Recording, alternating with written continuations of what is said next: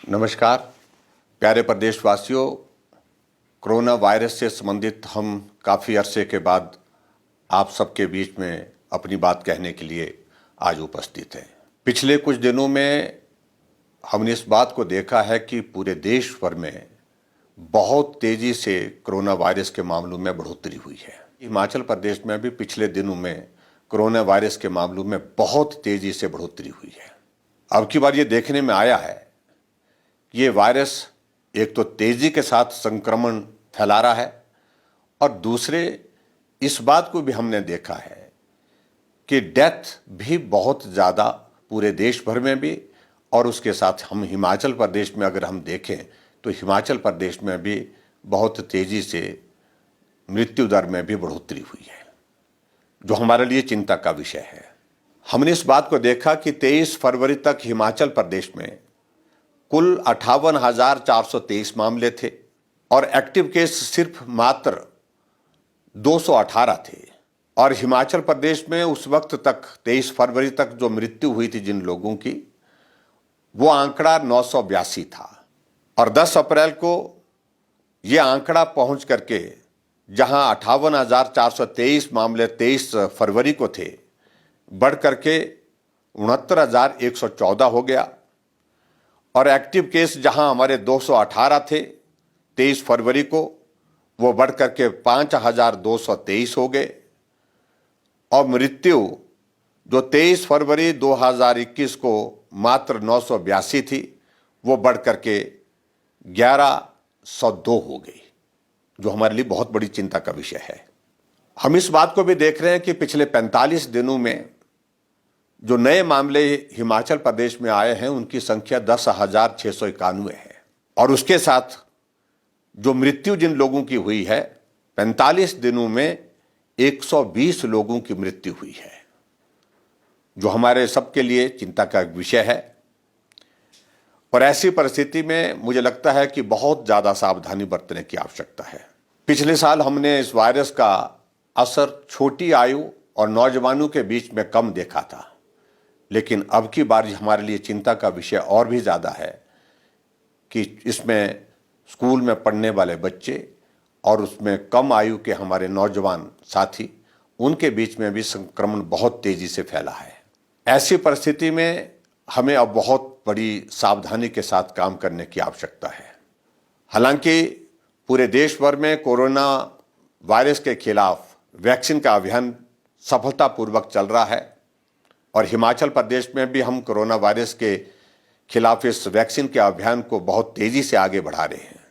लेकिन वैक्सीन उपलब्ध होने के पश्चात भी हमको वही सावधानियां गंभीरता के साथ लागू करने में सहयोग करना चाहिए, चाहे वो स्वयं अपने ऊपर है, चाहे वो साथ में हमारे समाज के ऊपर है। इसमें हम आप सबका सहयोग चाहते हैं। मुझे इस बात की भी प्रसन्नता है कि आप सबका हिमाचल प्रदेश में बहुत बड़ा सहयोग, जब हमारा कोरोना वायरस का वो पहला दौर चला था उसमें बहुत बड़ी मदद मिली है।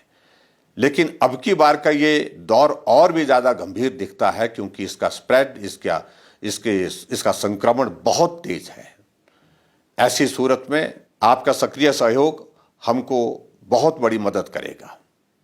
मेरा आप सबसे विनम्र निवेदन है कि हम उन्हीं तरह की सावधानियों को हमेशा स्मरण रखें, मास्क पहन करके जाएं और सोशल डिस्टेंसिंग को मेंटेन करें, अनावश्यक रूप से भीड़ वाले इलाके में जाने से परहेज करें। इन सारी बातों को फिर से हम अपने ऊपर भी लागू करें और जहां आपको लगता है कि समाज को भी प्रेरित करने के लिए कुछ कहने की या कुछ करने की आवश्यकता है, उसमें भी आगे बढ़ करके आप काम करें।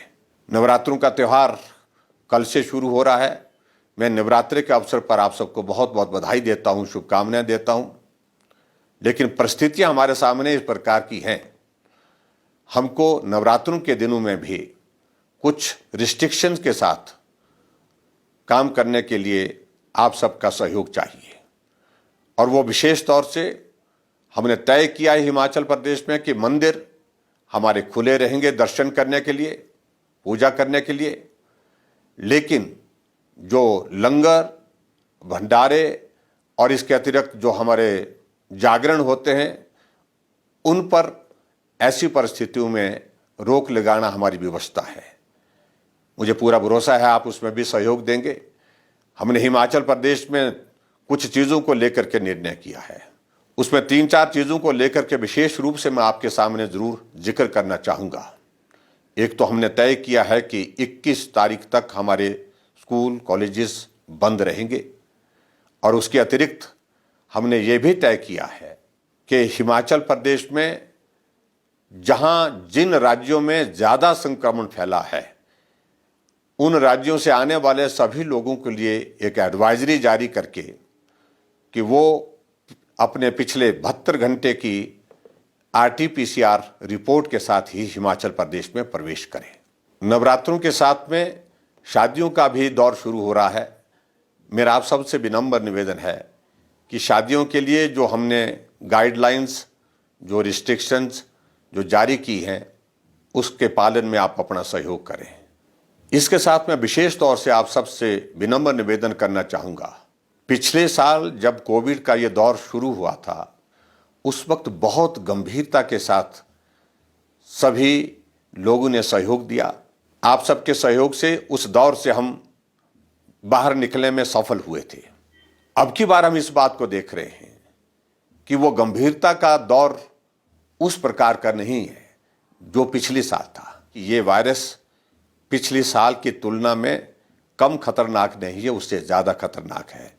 ऐसी परिस्थिति में हमको जो गंभीरता पिछले साल बनी हुई थी उससे ज़्यादा गंभीर होकर के काम करने की आवश्यकता है, और इसलिए मेरा आप सबसे विनम्र निवेदन है कि मास्क पहन करके रहिए और सोशल डिस्टेंसिंग मेंटेन करिए।